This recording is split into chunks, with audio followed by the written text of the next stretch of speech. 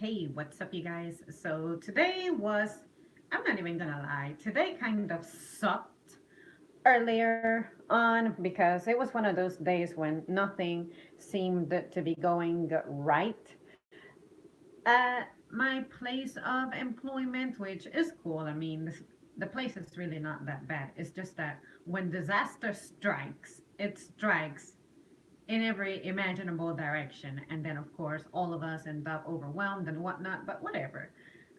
It's over, and I'm here now. And the first thing that I want to mention is hey, John, is um, I want to open up the stream with a story from yesterday.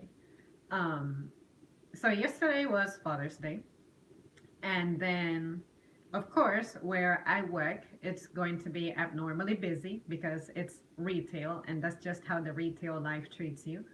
But there was this particular order that stood out to me because it reminded me so much of when I sit here on the channel and I just vent about stuff that I notice people doing. So here's the story. There was this couple. It's an older couple. Very easily they're in their 60s. At least they're in their 60s. I'm comfortable about that. And then the lady was paying for the order and she was paying in cash, and whatever total they had, there was change that they had to give. And then the lady was digging in her wallet, looking for change, right? And then the guy is getting out a dollar bill from his wallet and he's trying to hand it to me. And then the lady gets a little aggressive about it. She's like, "No, I have the exact change, this and that." And then as soon as the lady started speaking, I feel like a terrible person for laughing, but as soon as the lady started speaking, he was like, "Shots fired." Um, what else did he say?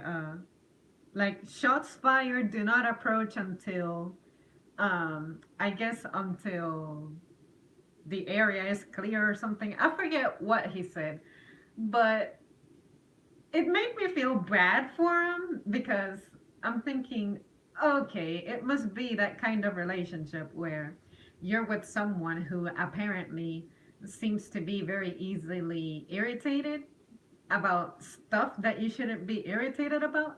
But the fact that he exclaimed in such a way and in public, it's like, wow, that's very telling. And I feel bad because when you're with someone, you're not supposed to feel stressed like that, you know?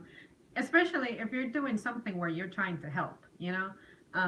The lady didn't communicate that she had the exact change. Sometimes people just keep digging into their wallet for no reason, you know? And it may be that she was shuffling cards around. I see people do this all the time. It's like, while your wallet is open, if you notice garbage in it, you're gonna take it out or something.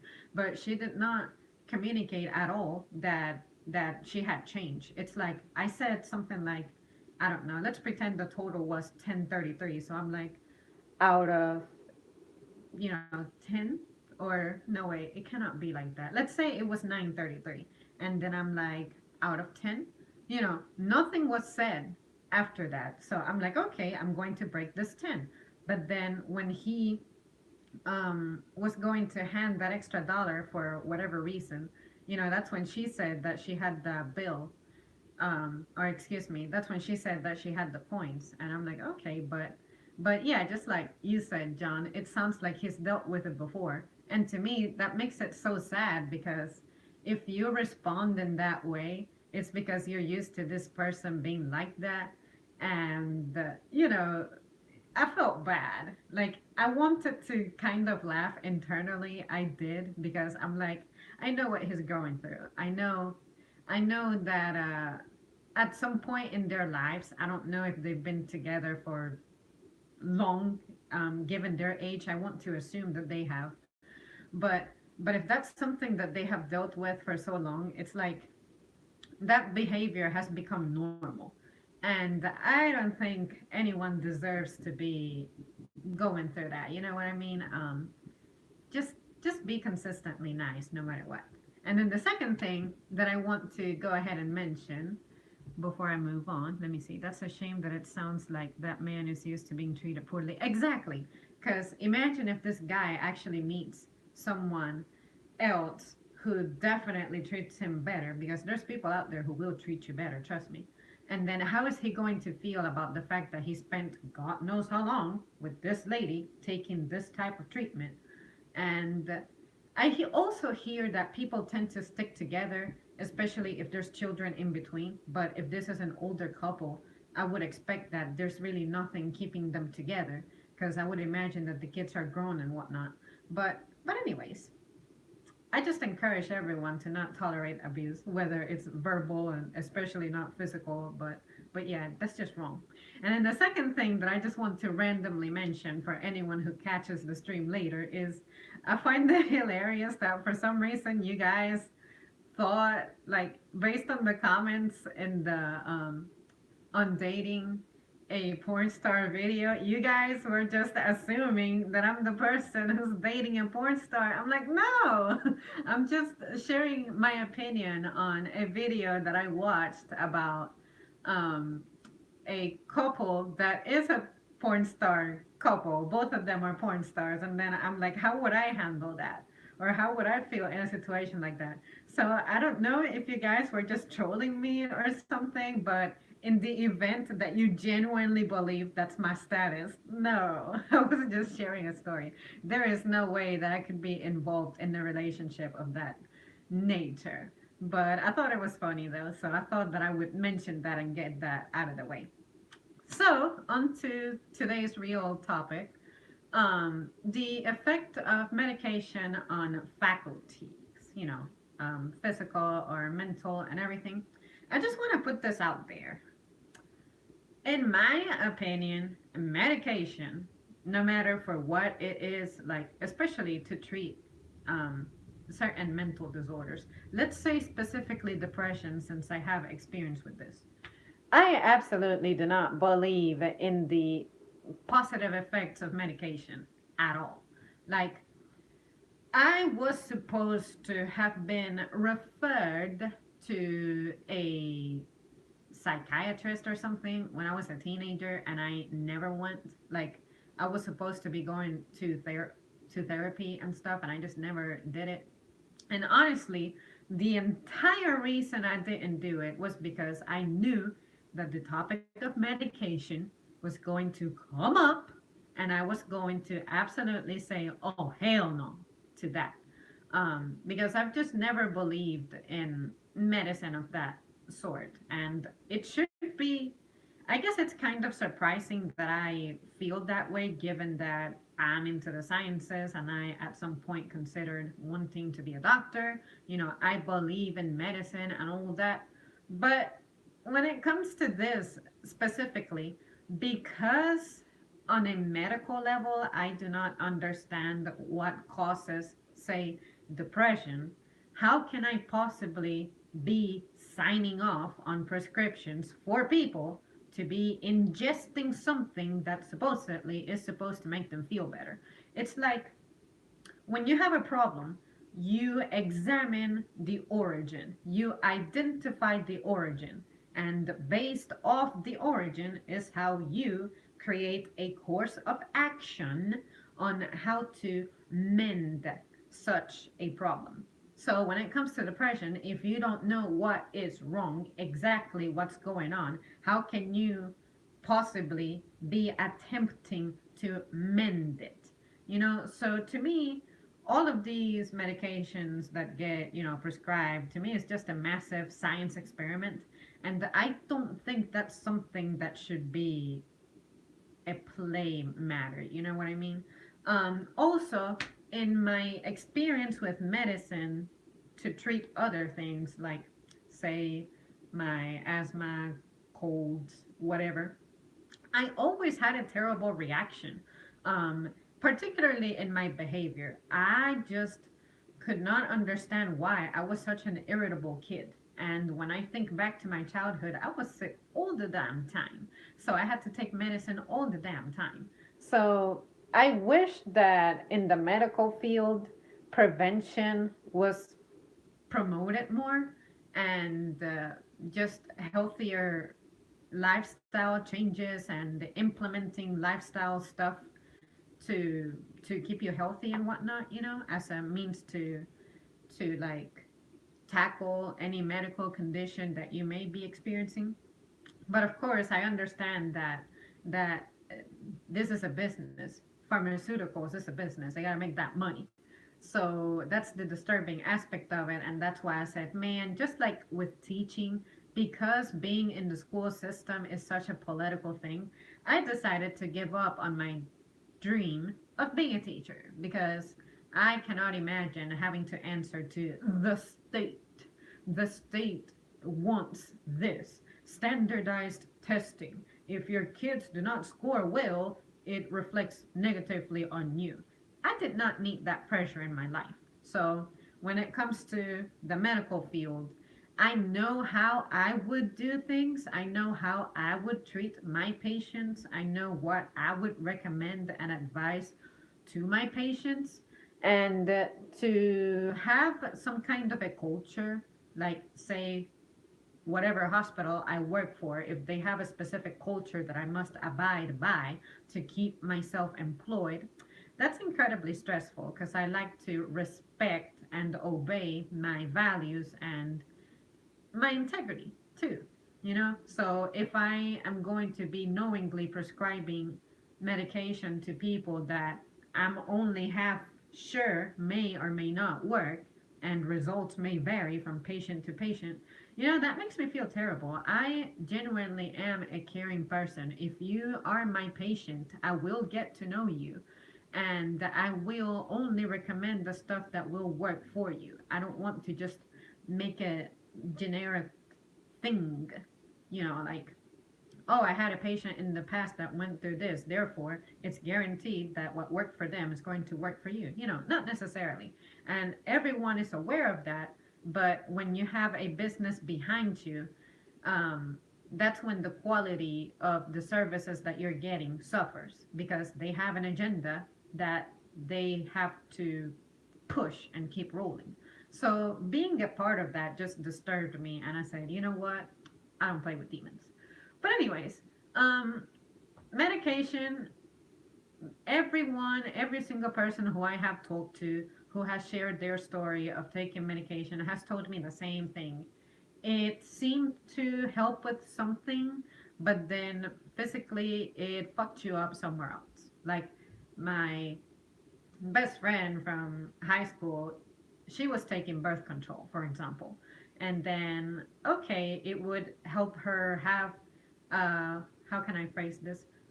Periods that have more mercy on her. But then when it comes to her moods, she was ever changing. Like to me, she was always consistently nice. But in general, she could have her moments of being very like stressed and very like hyper and all that. And then other times it's like she could be this puddle of emotions to where she could drown in her own tears if she is in her bathtub by herself. Like, to me that was crazy. It's like, no, there has to be some kind of control to that. Like, that cannot be normal. That cannot be healthy. And then for the folks who have taken medication to like battle depression, I hear the same bullshit. It's like it doesn't really cure you feeling down like that. So because it doesn't help your mind, it's also not doing you any favors on the physical level because to accomplish the effect of fixing your thoughts or your feelings or whatever depression medication is supposed to do, your body is not used to that agent being introduced to it. So, in a sense, your body feels like a pathogen has just been introduced to your body, so it's going to try to fight it. So when your body is fighting against something, you will display symptoms. Like when you have a fever and you have, I don't know, like a viral infection or something, um, having a fever is good because that's the body telling you that it's in fight mode. um it feels like hell, it feels terrible, but at least it's, that your body is getting its thing done. But because the mind is not something that you can see, and depression is, a mental illness, it's like, how can you possibly use a physical means to cure something that's not really even tangible? So the only way I could wrap my head around that would be that some synapse, some kind of neuron or something is just misplaced. So I'm going to bust your head open and try to go in there and try to fix it or tighten some screws or something, like tighten some neurons, and then, yeah, this will fix your depression. Like, medicine will alter you physically because, the chemical stuff that's going to happen inside of you once you introduce that medicine into your body.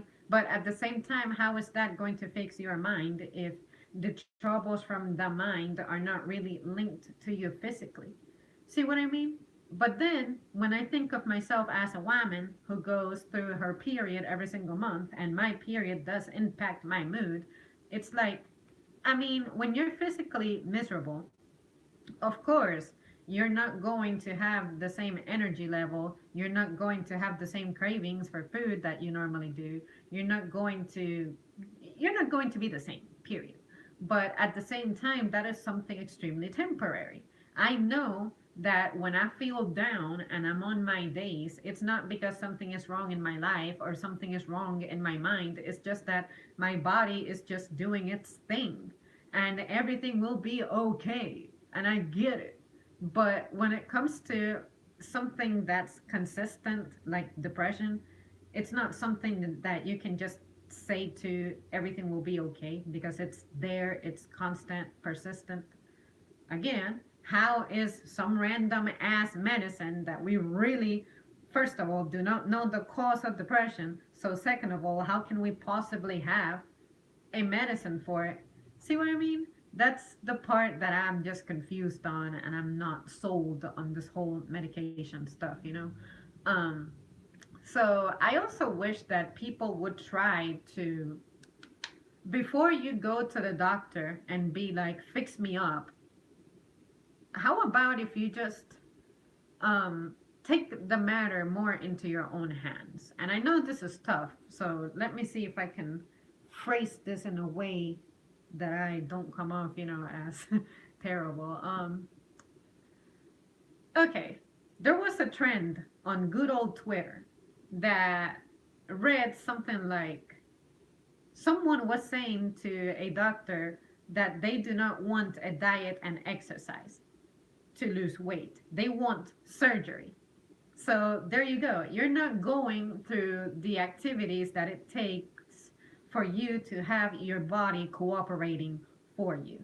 So you are instead opting for an option that is available thanks to modern medicine to give you an immediate result, but it doesn't mean that it's a result that's going to be a permanent fix for your problem. It's like, if you have car trouble, you're going to keep running your car, but if you don't address its trouble immediately, at some point, it's going to break down on you. So, the best thing you can do for your vehicle is, at the first sign of trouble, go ahead and diagnose it and fix it so that that one trouble does not cause other things in your car to fail. And then you have a bigger problem on your hands to where you may need to consider replacing your entire vehicle. See what I mean? So so that's what I mean by, I wish people would take the matter more into their own hands, because for me personally, in my experience, I will never forget how back in high school I pretty much escaped from that stuff, like psychiatrist stuff and medication stuff that I knew was going to come up. And looking at my life now, it's like, I see why people were concerned and everything, but what helped me get through it was good guidance. I surrounded myself by good people, good influences. I was always talking to someone. primarily my teachers and my mother whenever I could, but there is so much that you have control over, and I feel like a lot of people just do not have faith on themselves when it comes to their issues. Like, honey, there is a lot that you can do for yourself, and I encourage you to try it. um I cannot speak from someone who was like the worst case scenario of depression. I don't want to say that that's what I had. I had struggles that were clearly of grand concern for me to be referred to, specialists like this. But seriously, it's all about surrounding yourself with the right resources, and people are resources. So I think that's what helped me. And even to this day, just having the right person there to just either vent to or seek advice from, that goes a long way for me. Because I think that part of the problem that we folks in modern days have is that we have become so detached and disconnected from our people, family, roots, customs, nature. Um, we are clueless. I feel like we're clueless, and this is a big world. So maybe that's the root of the problem. You just feel lost. And if you have a really strong connection that's guiding you, a connection who has gone through the path that you are now walking, it may seem less intimidating.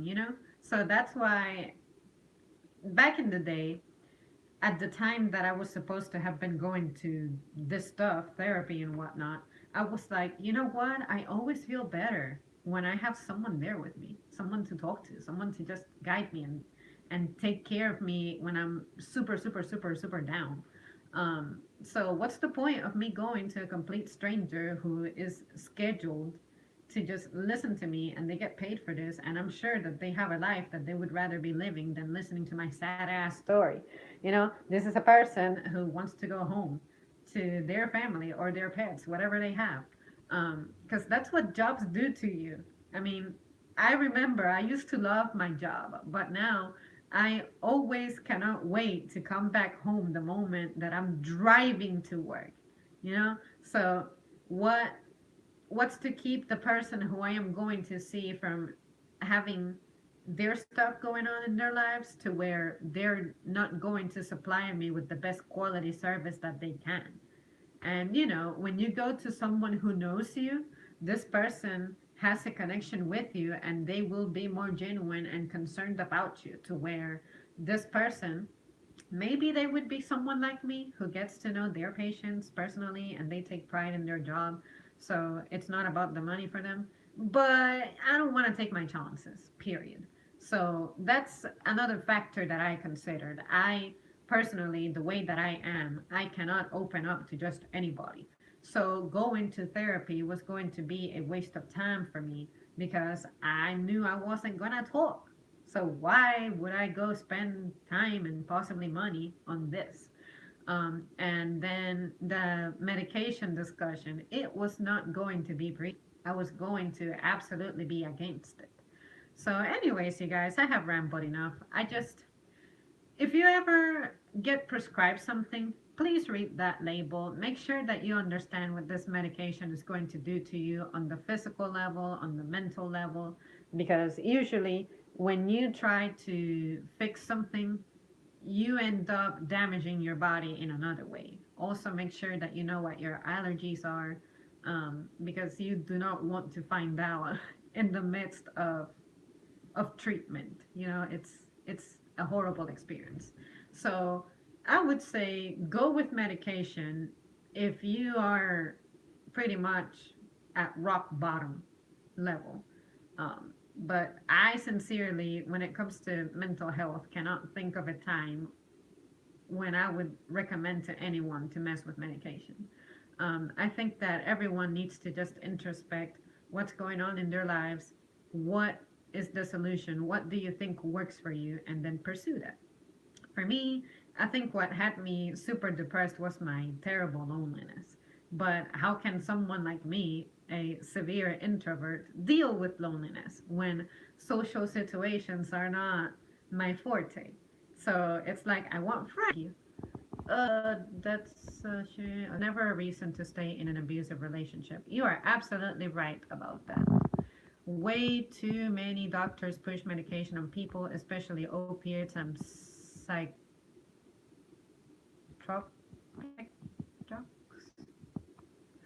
I have a friend that swears by antidepressants. If you were to tell this person you don't believe in them, they would say you need to find the right one. About a year ago, I was put on one for anxiety. Man, when it comes to finding the right one, this is not a freaking quest of your body is something that's serious. You know, you need to treat it with so much respect. You cannot just be experimenting around and fooling around with it, especially on a chemical level, you know? So I would not, no, no, I would not mess with that. Just no. I'm not saying be a close minded person and do not experiment. I'm just saying that when it comes to the stuff that you put into your body, that's something that should be treated with a little bit more respect. Sertraline, especially, specifically. I took them for all of a month and then stopped. I was less anxious, but only because I wasn't really feeling anything and was so lethargic. I spent most days in bed. So yeah, in my experience, not worth it. Maybe there is a specific one that works for me without the side effects, but I just don't want to be dependent on them. I'm pretty sure they're not necessary. Exactly, that too. You ever notice how when you start a habit, it's very hard to break? Look at people who smoke. It's like they're always saying, I'm trying to quit, but it's so difficult for me, and this and that. Because your body has become dependent on this agent that you kept introducing to it. Same thing with medication. That's why people end up overdosing and shit. Because you have accustomed your body to rely on this as opposed to you building up natural defenses, natural immunity. So that's why I urge everyone to just own as much of it on your own as you can. It is possible. Just trust me on that one. But when you start fooling around with your body, it will stop cooperating and working for you the way that you want it to. And then I'm sorry, but anything that has a price tag on it, I'm always going to question. So I understand how the pharmaceutical industry just operates, especially in this country that is so obsessed with money and junk. So, I mean, let's keep it real. Let's keep it real. This is just a massive experiment, a massive game, and you should not submit yourself to that. Even the people who say medication helps them, in my experience, say it doesn't cure you, it just takes the edge off. That is literally the best I've heard about them. I am so glad that you put it like that. It doesn't cure you because that's what I tell my mom anytime I get a cold or something and she's like, you need to take this medication, and I'm like, Mom, look at the instructions, look at the directions. It says it temporarily relieves the symptoms associated with the common cold, this and this and that. If you think about it critically, this junk is not curing you, it's just suppressing some symptoms until your body actually takes care of the rest, because your body is what's designed to with the agents to address the thing that's messing it up, so you should be very suspicious of the phrasing that's used in directions. Like, relief is not the same as a cure. So that's why when it comes to me and my issues with, say, my very, very painful periods, I tell Mom, look, I know what the solution is, but I don't want to go that route because I know that it's not curing the problem. I want something that's going to make my body just better capable of dealing with it. But The absolute solution is for me to just remove the defective parts in my body. But I don't want that because it's going to have other consequences, which is me not being able to be a mom. And I'm not going to take that chance, you know? So, with medication, it's going to impact me in many other ways that may affect other stuff about me that's going to matter in my quest, you know? So when I read stuff like that, that the effects of the drug is to like temporarily relieve something, I don't mess with it because I'm like, my body can just take its time doing its job. Just be patient with it. It's just crazy to me that you're going to create a dependence on something, and then what if something happens to where you don't have access to this medicine? Your body will not know what to do. You have spoiled it. You have taken away its ability, its apparatus that it was, you know, designed with to do the job for you. You're impeding it from doing its thing. So that's why I say if you absolutely just cannot bear it, that's when I would try medication, but it should be your absolute last resort. Because maybe that's the reason why we have that challenge in society to where you look at someone and you think that they're doing fine, but then when they're alone, you just don't know what they're going through, and then disaster strikes. And then you're like, but why? You know, they were taking their medication, they were on top of everything, everything seemed fine, they acted normal, etc., etc. It's like, no, because this was only suppressing the problem, it wasn't making it go away. I guess it's like in relationships when you have a fight with someone and then you go quiet, just because you're not fighting anymore doesn't mean that the problem is fixed. At any time, it's going to come back and, you know, conflagrate all over. So you need a definitive solution. And medication to me, in my eyes, it doesn't do that. It doesn't. Let me see. Where did I?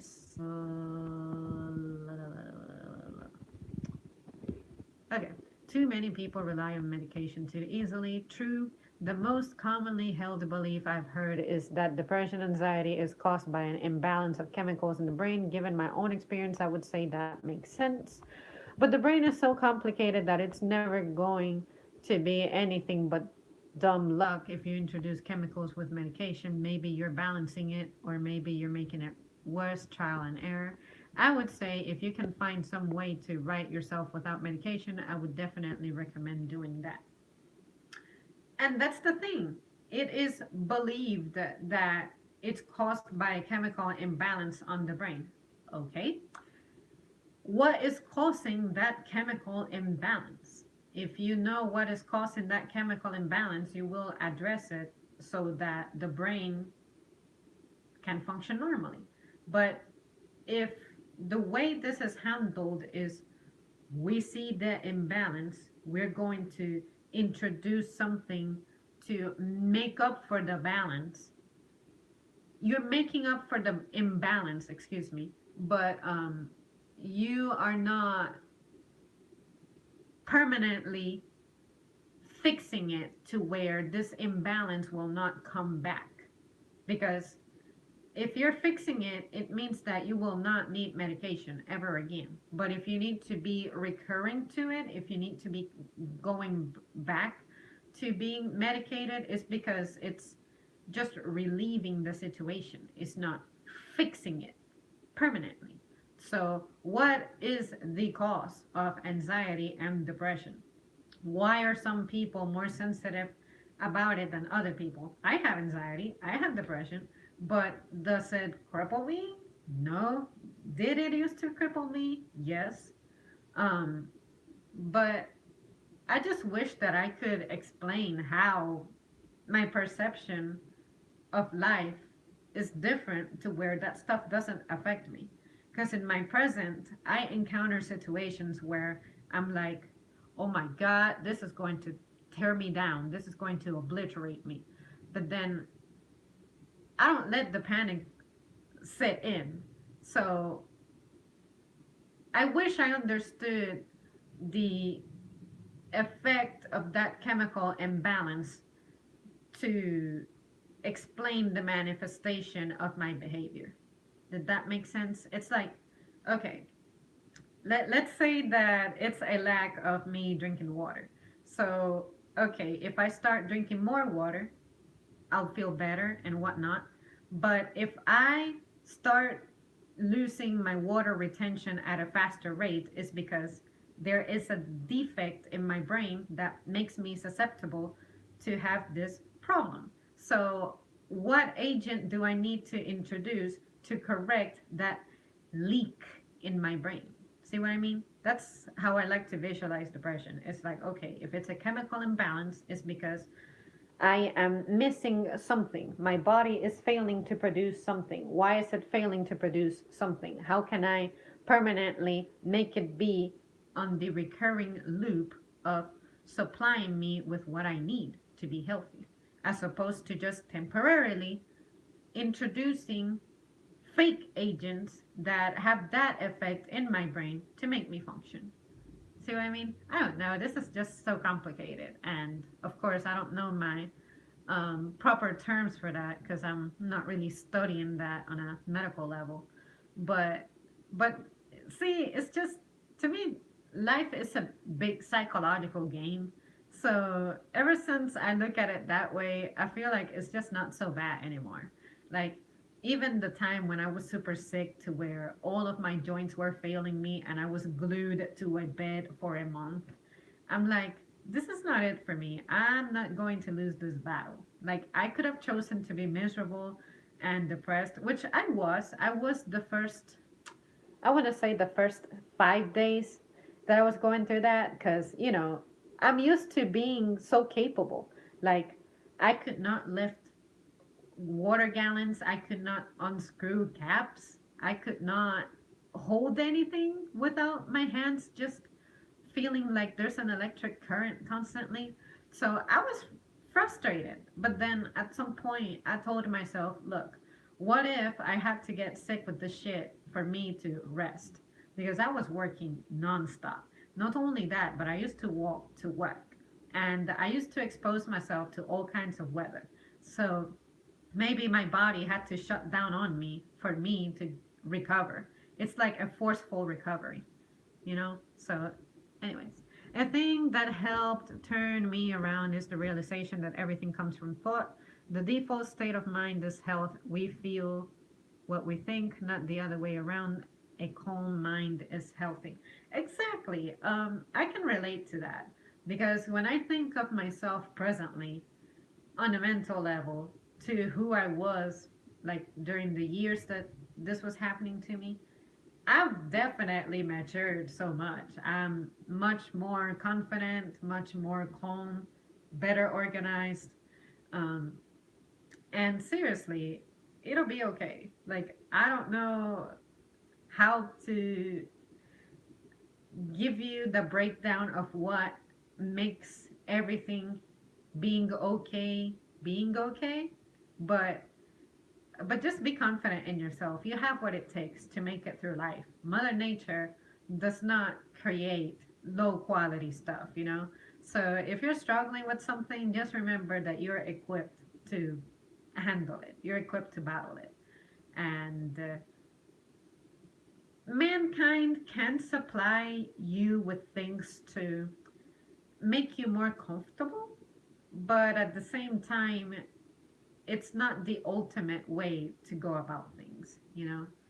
I would say do medication if you just can feel that life is leaving you.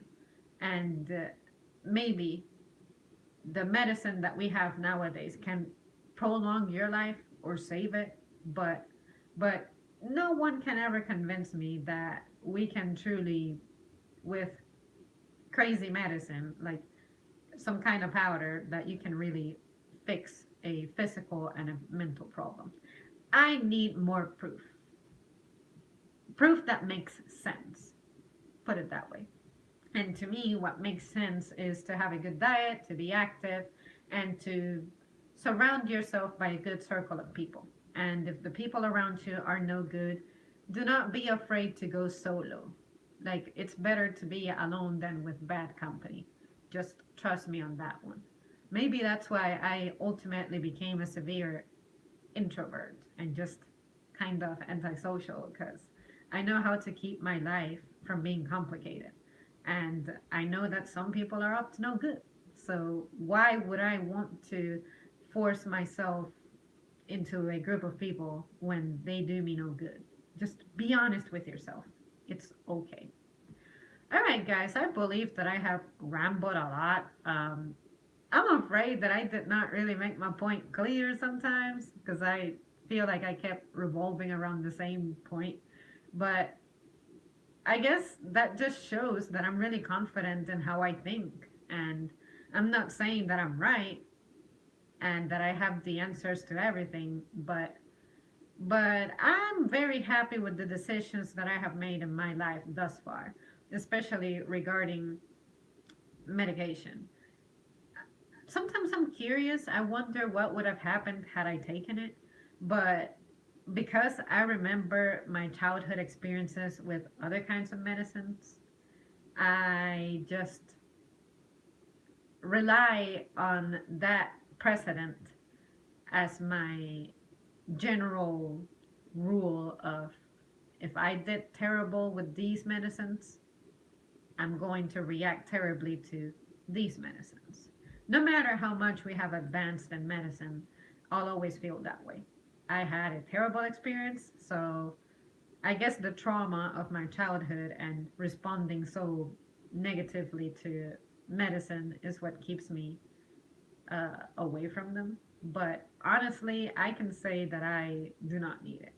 And when it comes to other physical things, I believe in vaccines to some extent, but it's been years since I had any. So I wonder, as an adult, just how much well would it do me? You know, when you're a kid, I do believe that you should take them to like help your immune system. But as an adult, when people keep insisting that I should get a vaccine, it's like, no, why? Why? Especially when it has a price tag on it. No, remember, I gotta be suspicious about that. And I know that stuff costs money because it costs to produce it. I get it. But if someone is very pushy and desperate, it's probably a scam, you know? So, yeah. Anyways, guys, I'm rambling. Thanks so much for tuning in. Let me know your thoughts if you have any later on. And if you catch the stream later, of course, let me know through the comments. And this is one of those videos that maybe in the future I will revisit because I feel like I did not really do a good job at explaining myself. But anyways, at least I got the conversation rolling. All right, guys, I'll see you soon.